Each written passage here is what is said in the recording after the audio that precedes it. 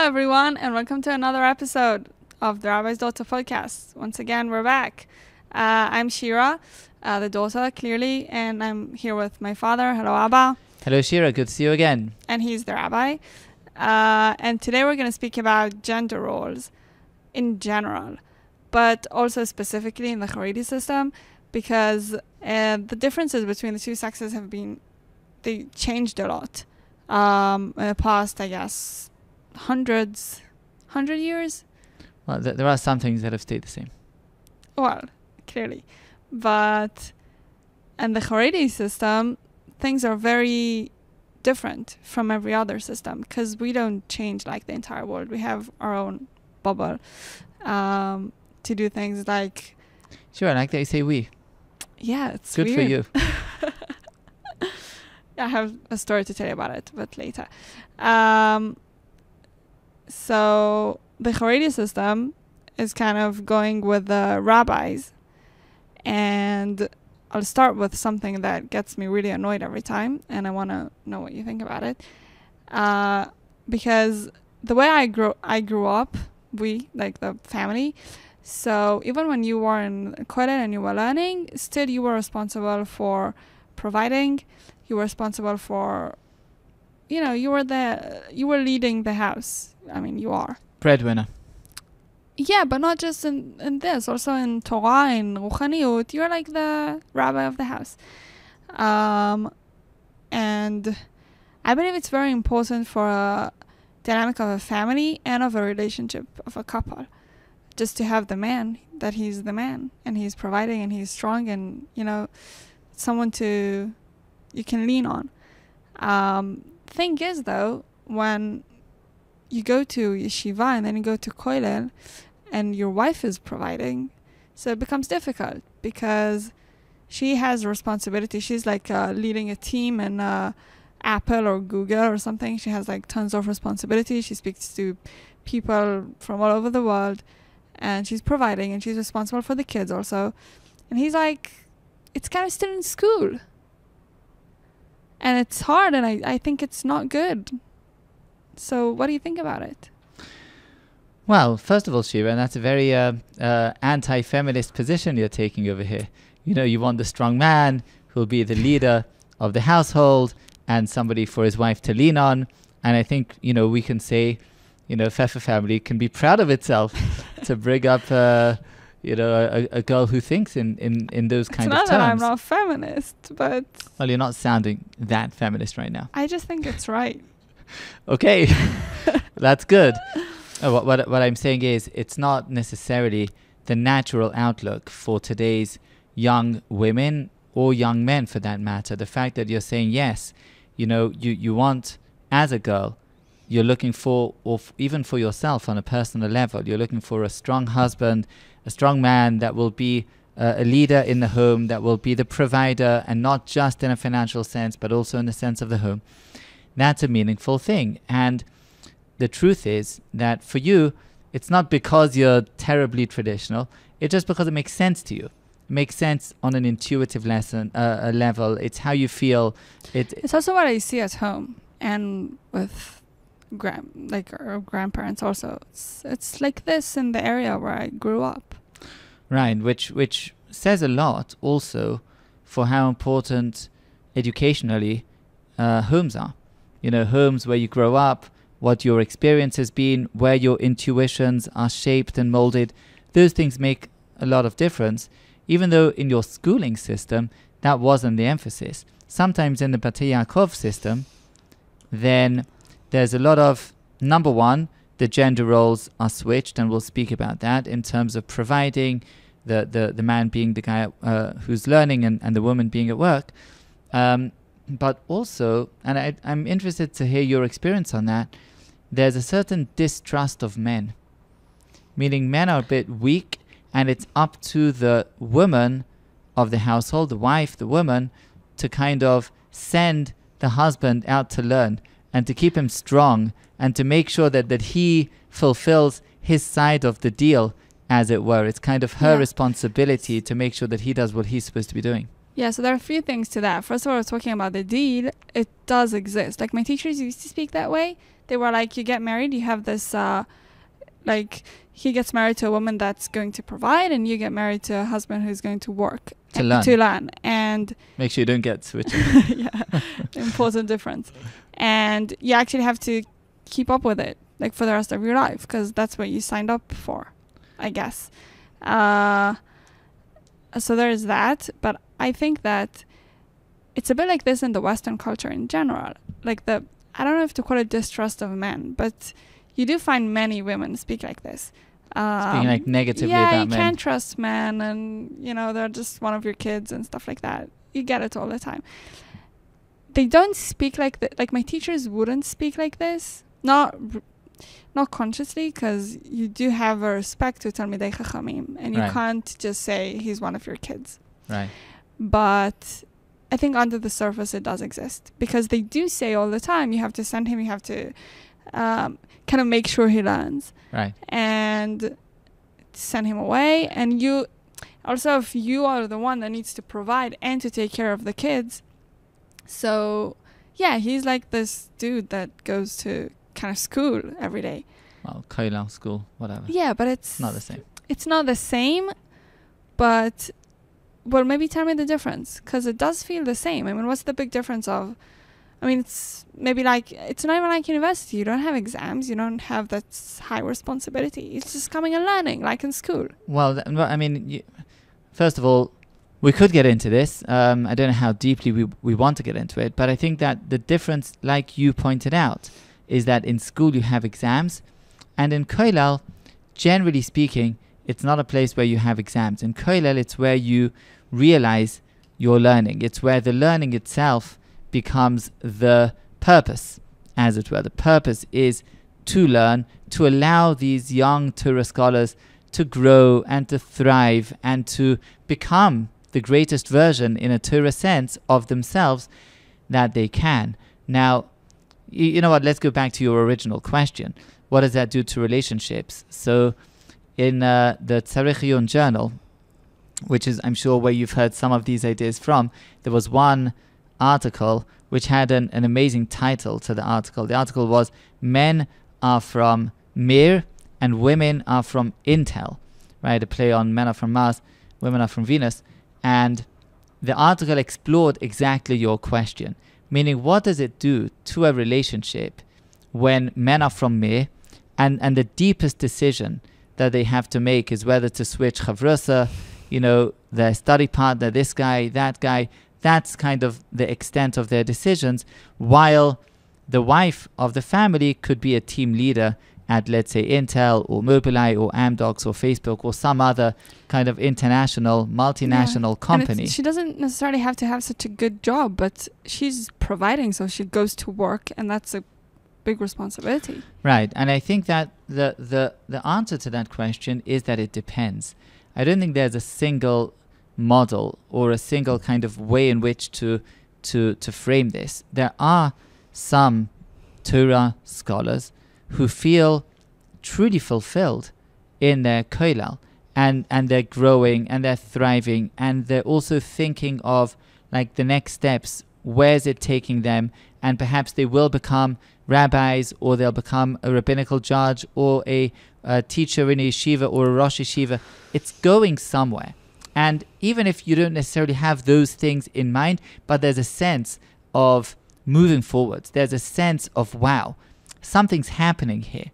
And she has that in mind also, because that's her education and that's what she wants. And by the way, I've met these young women.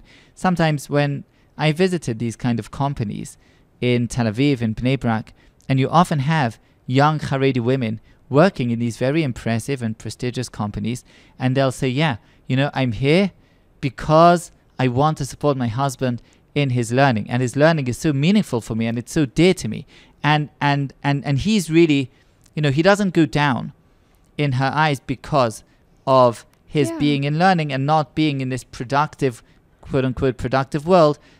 But the question is, to what degree can that model hold true for the masses? Yeah, so I know it's true. I have friends that are they like know what they're doing. They chose this because they want this, and it's all good. But I just don't think it's natural. I don't think it's, Like, even when you say it, I want to support my husband, that's the wrong way. Like, it's supposed to be the other way. The husband is supposed to support his wife. That's the way it's been always.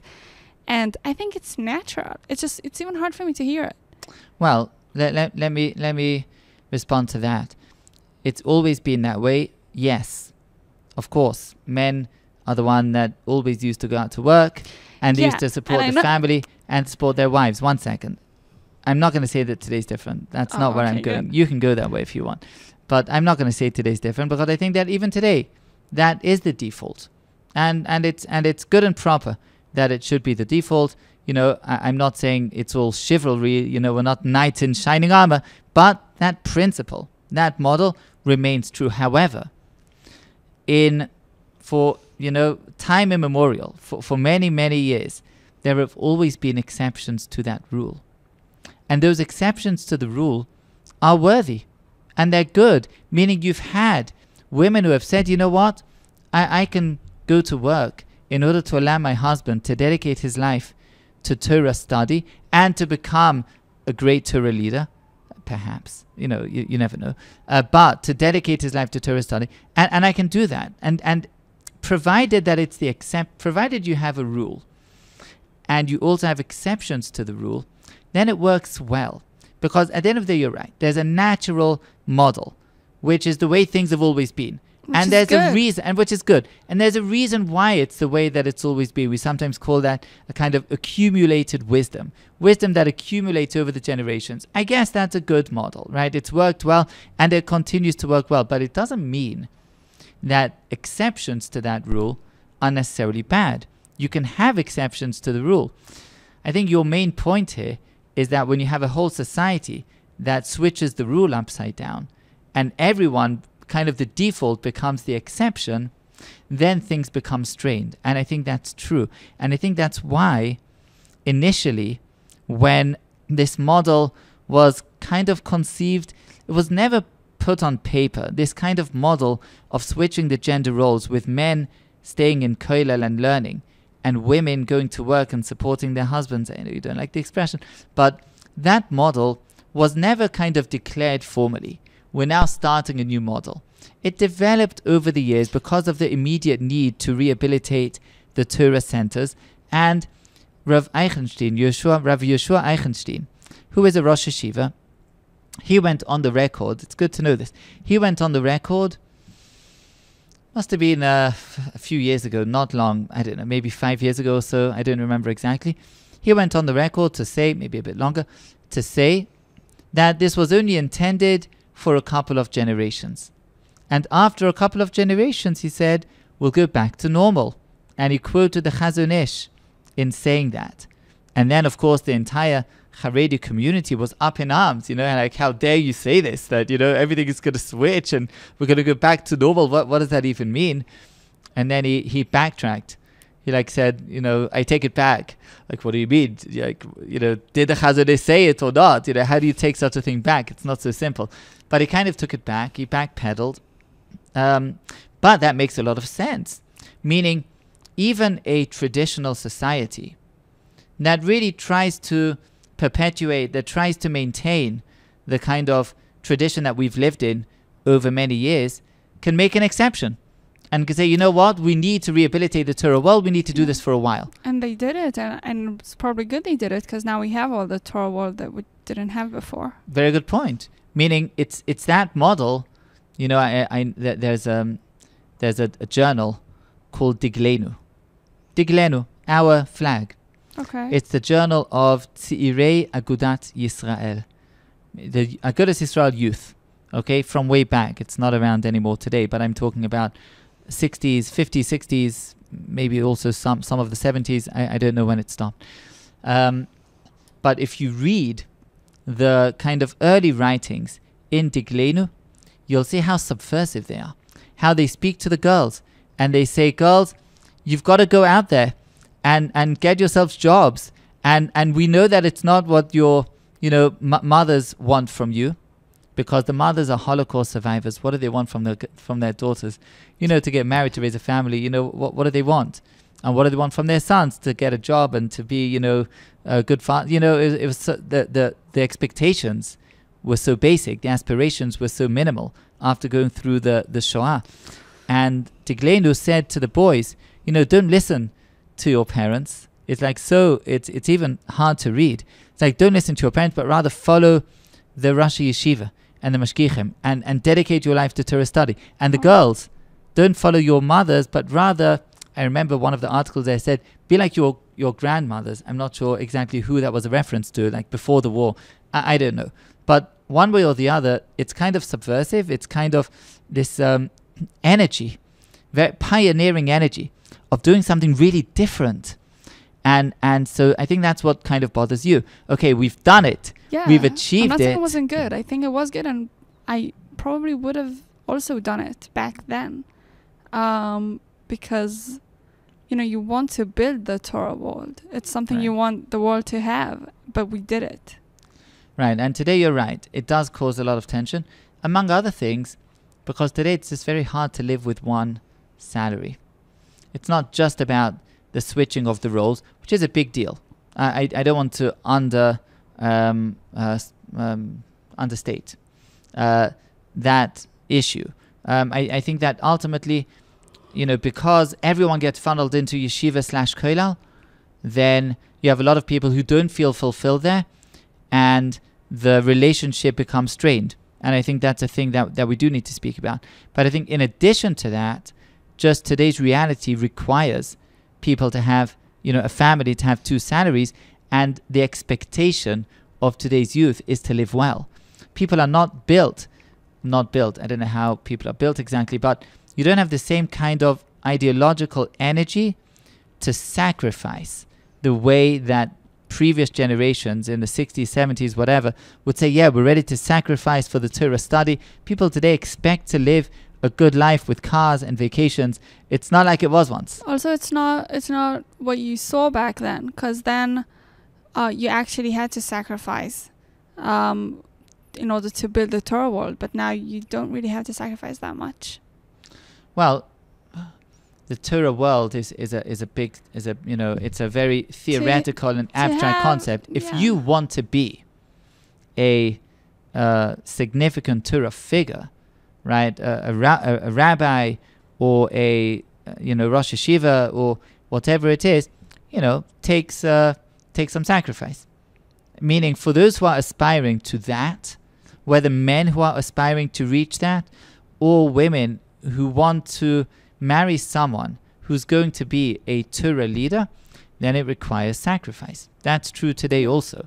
In our home, Mommy for sure sacrificed a lot in the years, and so did I. In the years that we were studying in kollel, that was not easy. We had to get on with very little. We had one salary, mine, and it wasn't big because I was in full-time Torah study, so I was writing here and there, but it wasn't a big salary. And we didn't have a car till recently. Yeah, I remember we bought a car. I was like 12. Yeah, like 10 years ago, so maybe a bit more than 10 years ago, we bought our first car. So we were many years without a car, and we were really, counting the pennies, where are we going shopping, and so on. And that was because I was in full-time learning. Yeah. And so yeah, there's still sacrifice out there. It's hard to imagine today. Like, it's funny, I'm not that spoiled, but it's hard for me to imagine myself living like this. Right. So I think that's a different generation. I think in Mommy's generation, our generation, that idea of sacrifice, which went very much into the place of couplehood, right? It went into the place of husbands and wives and the roles and so on. That kind of mindset was much more, I would say, people speak about it today also. But it was more obvious. Yeah, they say it. They use the words. That's right. People still speak about it. But they all go on vacation. Right. It's much less internalized. People live it much less. Then it was a lived ideal. People really did live it. In any case, for the gender roles, it raises a lot of questions. Meaning that the fact that the roles were reversed in this way for so many years obviously has a lot of consequences, and many of them are unforeseen. Meaning, you think you're going to do something good, right? Women are going to support their men into a study, Yeah. good for them, but it has consequences, both in terms of the relationships between men and women, which is a big deal, and we could unpack that more, but also in terms of other areas of the kind of division of roles and Who decides? yeah, you know, I remember there was a rabbinic conference in Kiryat Sefer. Kiryat Sefer is a very, very, conservative Litvish place. And there was a rabbinic, I don't know if it's a conference or a meeting of the leading rabbis of Kiryat Sefer. And they were decrying the situation. They said that our men who are studying in Kollel have become cooks. They're coming to Kollel and they're exchanging recipes. Literally. And they said it's not true. And I don't, that's what this a leading rabbi, I can say his name because it's in the public space, Rav Kessler, the rabbi of Kiryat Sefer, and he was saying that the Kollel men are exchanging recipes in Kollel, and that they don't just prepare the sandwiches for the kids, every day, but rather they're busy cooking for Shabbos. He said, "What's going on over here?" Well, that's very clear what's going on over here. When does he think the women have time to do all that? Well, his argument was that I get it that because women are going to work to support their husbands, so the husbands will participate in preparing the sandwiches for their kids for school. But why are they cooking for Shabbos on Friday? He says, I understand that women are supporting husbands and that has some consequences, but this is going too far. That was his point. He even, I don't remember if it was him or another rabbi in the same meeting, who was speaking about how earning high salaries is a problem. It was fascinating discussion. He said we need to cap women's salaries, because if they're earning too much money, then they'll become too dominant in the home. And in his words, I just remember the words, right? He says when they're bringing home, hadvarim agdolim, he said, big salaries. Cars and houses. I don't know. Yeah, I don't exactly know how big a salary gets into this problematic space. He says then they'll look down at their husbands. They'll feel dominant, and the husband will be epis avrech. He'll be, an avrech. But you know what? I won't say absurd, because I don't know who said that, and I'm not gonna go against anyone like that. But when one of the in a couple, when one of the sides is too successful, then the other part, he should be also successful. Hey, come on, not just to take down one side, but right. I mean, first of all, is there such a thing as too successful? I think that the main look, point. I think there is a point to that. There is a point to that when a woman makes a lot of money in some high-tech company and she's super successful. I think it might happen. She looked down on her husband. I don't know. It can happen. I think it's very normal that it will happen, and it's not. Right. It's not ideal for a couple, but I think it's I don't know. She's not gonna go to her boss and ask for a lower salary. So I think the point that's disturbing you, and I think you're right to be disturbed by this point, is that you can't set up a system in which women go to work and men are in learning, and then complain when you have consequences to that system that are just part of the human spirit. If a woman is working at Amdocs or at Intel or at Mobileye or wherever she's working in some other company, and she wants to get a promotion, she wants to succeed, what are you going to say? No, you have to work there, but you have to remain a low-level employee. You're not allowed to get a promotion. That goes directly against what we call the human spirit. Yeah, and it's like the bad guys in Ayn Rand's books. Right. They try to take down the spirit. Yeah, that's right. Well, okay. Interesting you bring in Ayn Rand over here. But yes, it's you can't squash, you can't suppress that spirit, and it's unfair. You can't tell women, go out to work, but make sure you're not successful. That doesn't make sense. And if that is an unintended consequence of the system, then try thinking about tinkering with or about adjusting the system, which, by the way, is happening, meaning more men are going out to work in a kind of natural process. But you can't complain against those consequences that are just natural outcomes of the system itself. And the only way to deal with them is to rethink the strategy of what we want. Now, for those particular rabbis, that rethinking is out of the question. Yeah. Meaning they're not going to rethink that.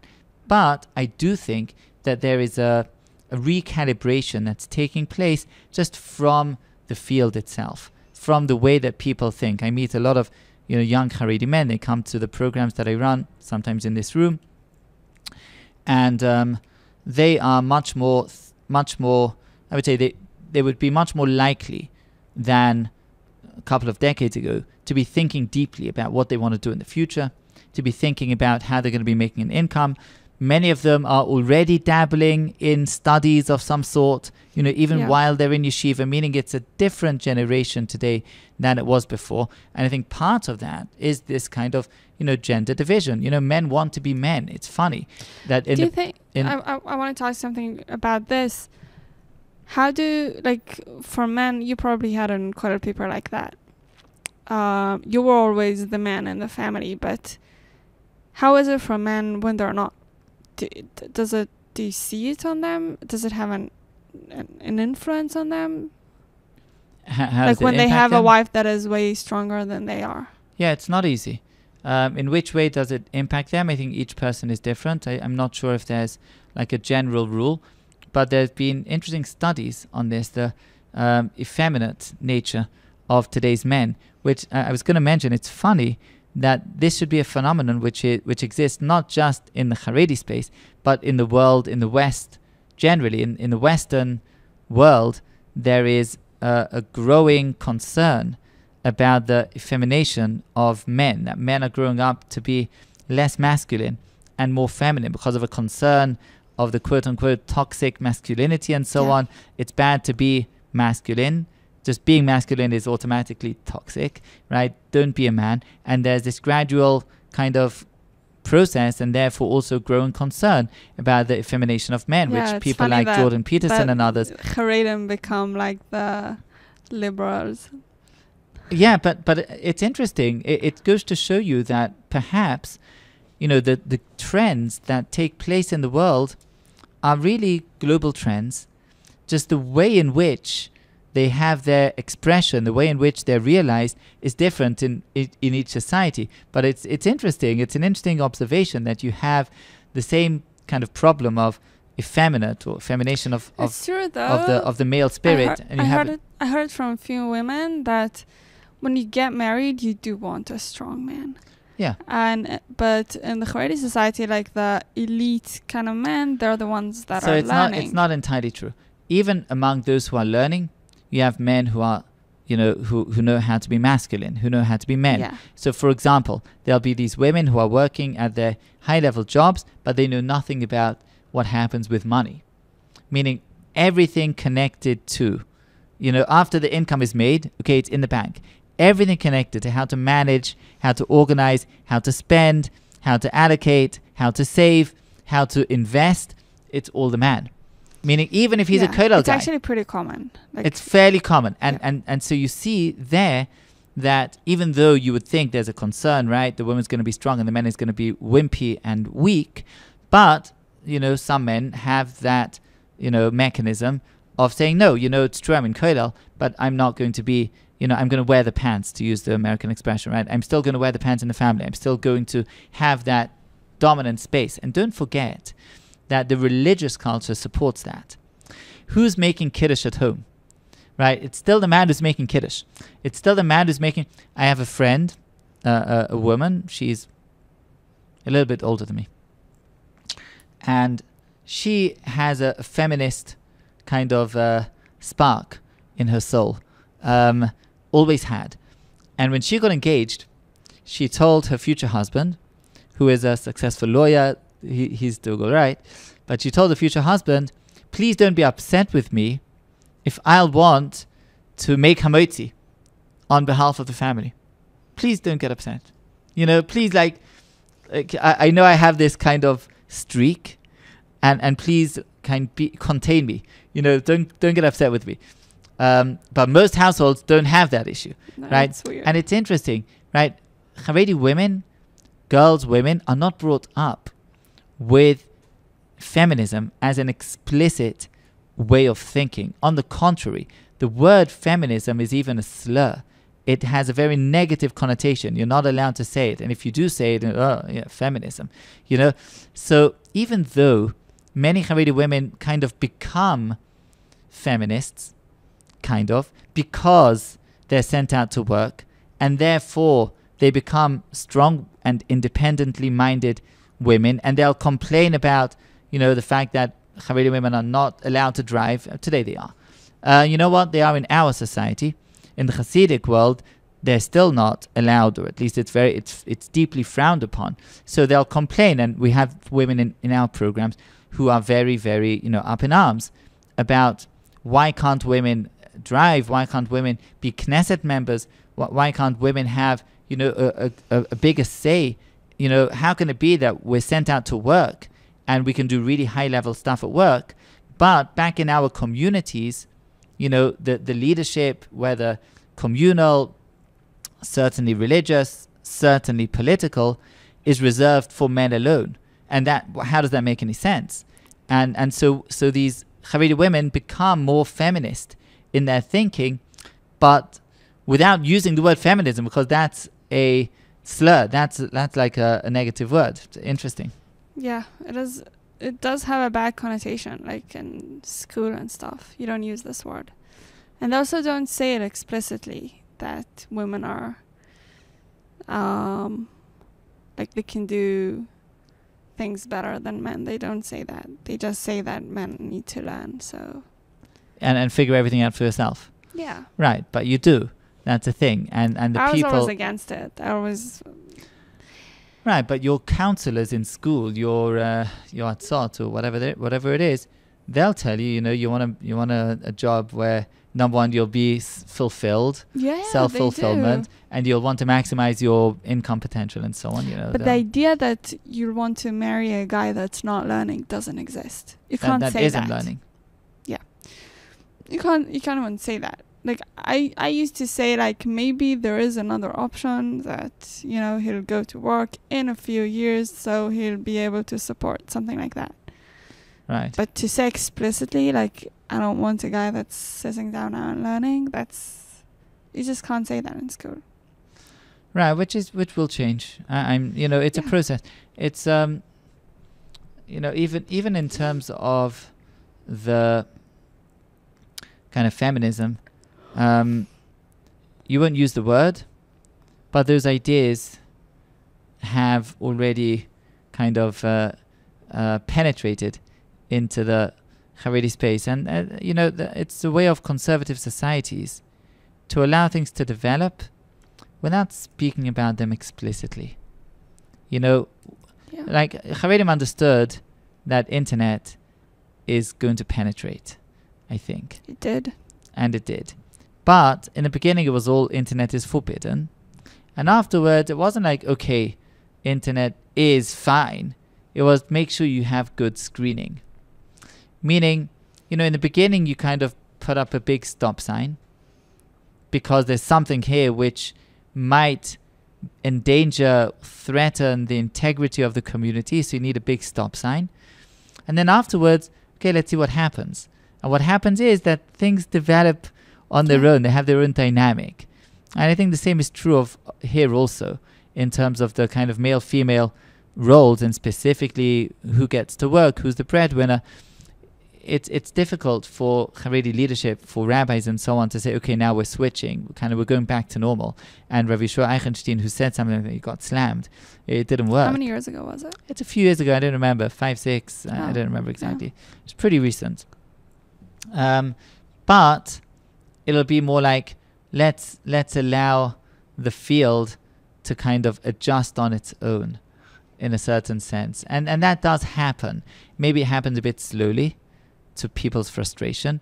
And maybe there's this kind of intermediate phase where people will fall between those cracks, which is a problem. Do you think it's more of a problem to the women or to the men? Like this way of living? It's a better...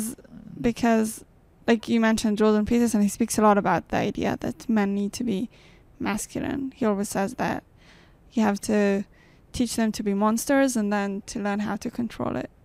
And I like it. I mean, in a good sense. To be nice monsters. Yeah. Okay. You know what I mean. Yeah. But he does say that feminism like had a very bad influence on men, like in general society. And I think also in the Charedi society, I mean, I don't know, because women, you want to have a strong man. So... Good. Sure, a good point. It's not really about men or women. Of course, Jordan is speaking about men because that's where he feels we need like immediate remedies for the problem of these young men who are suffering and who are, feeling deeply unfulfilled and experiencing, mental health issues and so on. And he feels he has an audience with those men, and good for him, I'm sure that's good work. But in the Charedi space, I don't think it's about men or women. It's about the society. It's about the social norms. It's about the couplehood. Couplehood isn't about men or women. It's about both. And both are going to bear the brunt of this. On the one hand, there was, it comes to mind another article on Tzarech, which was called, I think, The Myth of the Charedi Superwoman. Don't know if you remember that one? No. By Mayan Meir. Mayan Meir, wonderful author, authoress. And she does, she right now, she is the editor of Hamakom magazine. She also edits for Tzarech. She's a wonderful woman. And she wrote this piece that said, you know what? Like, we never agreed to take on, this kind of role of being a superwoman, meaning of being both the main breadwinner and often the only breadwinner, of bringing up the children, and of supporting a husband that is just in full-time learning. And if someone needs to go to the surgery with the kids, who gets to go? No, it's the woman because he's too busy learning. That is a deal, quote unquote, that declares that every Charedi woman has to be a superwoman. It doesn't work. There are some women who can do that, but there are a great many out there who just won't be able to carry that burden. It's too much. Hard. It's very hard. And it's hard for men also, just the flip version of it. Like you said, being stuck in a place where you don't feel fulfilled and where you're not able to bring out your potential to lead as a man and to be that strong kind of source of strength and support. It's tough. So it's tough for both sides in different ways. And there's been studies, even in academia in Israel, about these two different areas. Not all of them are so great, but that was a very good article, for example, and it reminded me of somebody called, I think, Anne-Marie Slaughter. I don't know if you've heard the name. Slaughter, yeah, whatever. That's a name. She wrote an essay called, if I'm getting it right, Why Women Still Can't Have It All. She worked for the Clinton administration in a high-level position.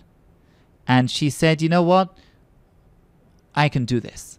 Meaning I can work on a high-level position and somehow manage with my family responsibilities. She has 2 children, I think, at the time. And then she just broke at some stage. And she said, I can't do it. She had to travel. She had to live in Washington and at home. I don't remember the whole... Man, this is going back a few years. I don't remember the whole thing. But she said, no, women still can't have it all. The question was, where did that lead her? Because if I remember correctly, it led her to a space that society needs to do better, better, or Yeah. government needs to be better to enable women to have it all. No. That's not where you're going. No, I think she's right. Women can't have it all, but it's just because you need to have a choice. And Yes. you have to choose something, because a human being can't be everything. It's like you choose to work on a certain, I don't know, in computers because you're really good at it, but you're a great painter, but you're choosing to give it up because you can't have two like very serious professions. So it's the same idea. You have to choose. If you want to be a mother, full-time job, you can't work, I don't know, with Clinton. It's just, you have to make a choice. But it's your choice to make. And if you choose to work all the time, it's your right and your problem, I'll say. But Sure, I love what you're saying, and I'd like to just to highlight it. What you're saying is every choice comes with the negation of another option, right? That's the cost. That's the price you pay for making a choice. And we should make choices proudly and be willing to pay the price of that choice, and not to complain too much when we have to pay those prices. Now, I do understand that there's, some things can be lowered. You can lower the prices. And we can say, for example, the idea of maternity leave, right? Maternity leave is to lower the price you pay for having a child, right? You want to have children, but you also want to be able to work. And the price is still there, even with maternity leave. Correct. We're just lowering it. But the price is still there. This is an episode where we're referencing a lot of Tarichian articles. So there's another Tarichian article by a woman called, famous authoress. Ruti Kepler. Ruti Kepler, thank you. She's the only one. Well, there's many famous authoresses, but she's the one that at home we read a lot of. And so Ruti Kepler wrote an article about this, about making choices, because she was rallying against these Charedi Knesset members that were saying it's unfair that Charedi women are paid less than non-Charedi women or something like that. And she said, you know what, it's our choice. We choose to belong to a Charedi society in which we don't want to work with men. We want to work in a women's only environment. Good, but it means you get less pay, because also there's a price for that. You leave at 3:30, 4 to get your kids. We want to be near home. We don't want to be mobile. We don't want to travel far. Okay, you pay a price for that choice. And she was saying we should be proud of making those choices and getting lower salaries. The thing is, why do many Charedi women don't think that way? It's because they're not making the choices. It's because the choice is imposed on them by the society, by the norms that they're a part of. Meaning, if your society doesn't allow you, let's say, to drive, let's say a Charedi community that doesn't allow women to drive. So I didn't make the choice of not being mobile. It was imposed upon me by my society. But the response to that, though... So you do choose to belong to this society. Yes. No one forces you to remain there. It's true, it's not easy to leave one community to join another. You pay a price for that too. But at the end of the day, it's choices. Yeah. And a lot today in the gender space is a matter of choices. We're in a place where people are able to make choices, meaning, feminism, quote unquote, won. Okay? Equality, meaning women can choose to do a lot of things, but they'll pay a price. Why? Because they're human beings. And it's like this woman, whoever said that women can't have it all, it's just funny to say that, because men can't have it all also. They just choose to go to work, and it's maybe easier for them to not be home like for the entire day and not be with the kids. But they also can't have it all. Right. But they don't want it all, often. Well, that's a different point. Well, yeah, it's different, but it's very much related. Meaning she's saying, men have it easy because they don't, quote unquote, need to be with the kids, because society doesn't expect it. Again, it's a kind of approach. I don't remember exactly what she wrote, so don't blame anything on Anne Slaughter, but it's a kind of approach that says everything is constructed by society. It's nurture rather than nature. And then the choices that we make and the things that we want aren't about like who we are in a deep way, Yeah. but it's about who society kind of wants us to be. The contradiction to that is the Norwegian paradox. Whatever it's called. There's a series called Brainwashed. I saw it years and years ago. It's on YouTube. It's a good paradox. It's a good paradox. Do you want to explain the paradox? I'll try to, and if I don't manage, then you say. It's kind of the freest country in the way women can actually do whatever they want to do, and men can do whatever they want to do, and what they choose to study really shows the differences between the genders. Like men, I don't remember really the numbers, but let's say in engineering it's like 99% men, and in how do you say nursing it's like 95% women. Right, that was kind of the contrast. I think the numbers you're saying are maybe a bit higher than, they don't reflect the exact reality there, but yes, they go to an extreme, and then every few years Norway tries to make like a special campaign to bring in more male nurses and more female engineers, and then it kind of works for a short time, but then it goes back to the kind of gross imbalance between male female engineers and male female nurses, and that kind of shows you that there's a lot of nature there. It's not just nurture what society tells you to do, but there's a lot of nature there also, and there's obviously some balance between nature and nurture, but it's strongly there, which goes back to your point of choice. Yeah. If you want to quote unquote have it all, you'll pay a big price for trying to have it all. You're not going to be able to do that. You won't be able to achieve like it. I know I'll want to, when I'll have kids, I want to be at home a lot. I don't mean by not working. I don't think I'll stop working because I love working, but I know I want to do this, and I know that I won't be able to do everything at work. Like I work now tons, like so many hours. I won't be able to do that when I have kids, and I'm fine with it. Like it's worth it. Right, meaning you'll feel fulfilled, more fulfilled by being at home with your children. Yeah, it's what I think is right, and it's what I want. But you have to be aware of this choice. Right, meaning you have to be aware that you're making a choice. Often the frustration comes from the perception that I'm not making a choice. And a lot of these Charedi families feel that they're not making a choice. And I think it goes for men also. Very much so. If you choose to keep learning, then you know that your wife is going to make more money than you do, and you're happy about it probably. But you make this choice, and you kind of also can make a choice of being a man in different ways. Find your way. I don't know. Yeah, by becoming, let's say, a disseminator of Torah. By being this, dominant figure in the Torah world, or whatever, in whichever way you want. But you're making that choice. A lot of men feel that they're being deprived of that choice because they're not receiving an education that empowers them to go to work in a significant way. Because the entire issue of what do I want to do when I'm big, I call that the forbidden question in the Charedi space for boys. You're not allowed to ask, what do you want to do when you're big? Because you're not supposed to think about that.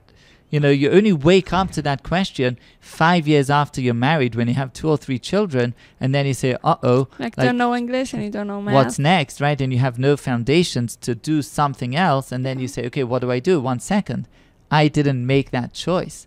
And that's when the frustration and the resentment comes in, because it's a kind of division of labor that we didn't choose, and nobody informed us of the tensions and the difficulties and the challenges that would come down the line. I think we do need to speak more about it, like in schools and I don't know if in yeshivot, but people have to be aware of the costs of what they're choosing.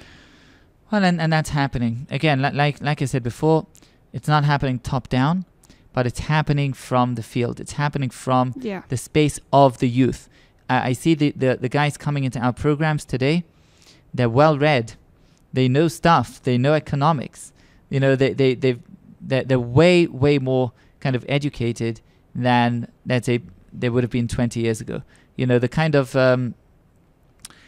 of appreciation that they have of their space, of where they're going, of what their choices are, is way more developed than it used to be. And you see that that's a process that's taking place. Like I said, some will fall between the gaps, and it's unfortunate because often It's the ones who are kind of the more like goodies who can fall into the cracks, like because they're not thinking about, how do I... That's always a problem with goodies. Like they do what the parents told them to do, and or they do with the society, or the eventually yeshiva, they don't like it, or and the it's teachers. hard. Yeah. So and sometimes and then sometimes it goes wrong. But that it's just the consequence of choosing not to choose. You know what I mean? Like they're not choosing, and then they just follow whatever. Yeah, but again, it depends on the particular society where you live, of what the consequence of being a goody is. In the Charedi space, it means you grow up in this great innocence, which has its pluses. You have this innocence, you're sheltered from all of the, nasty things in the world, and you're growing up in this very pure environment. But later on in life, you can hit reality like a brick wall, and that's the downside of that. So I think we're gonna stop. We're wrapping it up. That's here. it. Yeah. We didn't speak about toys. Boys play with cars and girls play with dolls. There's so much more to talk about here. Oh, they still do play with cars and girls play with dolls. I think when they're kids, then it's still the same as it used to be. I mean, in some families, there's some families try to impose, But like Norway, it doesn't always work out that way. Yeah, usually. I mean, when they're kids, they just girls like pink. Girls like pink. Yeah. Right. But there's other developments that are worthy of speaking of. We won't get to today. But for example, tourist study for Charedi women. That whole world is a whole developing world that we didn't speak about yet. A close friend of mine, Verdit Rosenblum, who's trying to develop the world, and it's very hard for her. It's not easy, not because of rabbis, because of the women, because the young women are not necessarily interested. But you know what? I don't want to go into too much. In the Tilomi world, it does work though. Like when girls learn Gemara, they're happy with it. Yeah, again, in modern Orthodox or in Israel, the Tilomi, it's different, and that too has its kind of unintended consequences. Think about the whole space of female rabbis, and that entire charge or demand or trend in the United States, and over here also. There's Rabot, and there's questions of the what do they call it? Yoatzot halacha. They have a word to make sure there's a distinction, but in the Charedi space that hasn't happened yet, and it's an interesting place to also think about. At the end of the day, whatever you choose, whether as individuals or as a society, will have consequences down the line. Yeah, I think that's like the main point that we were going on with from the beginning, that every choice you make has a consequence that you have to be aware of.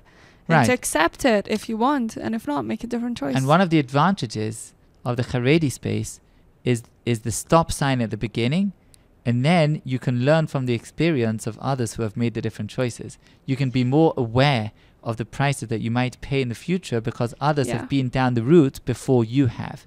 And that's kind of this kind of conservative instinct in the Charedi space. But like I said, when it comes to individuals, it's a different story. You have to make your own choices. Yeah, well, it's been going for a while, so... Okay, we're stopping. But thank you. It was very interesting. There's a lot more to speak about it. Thank you, Shira. Interesting for me too. And thank you everyone for watching and listening, and see you next time.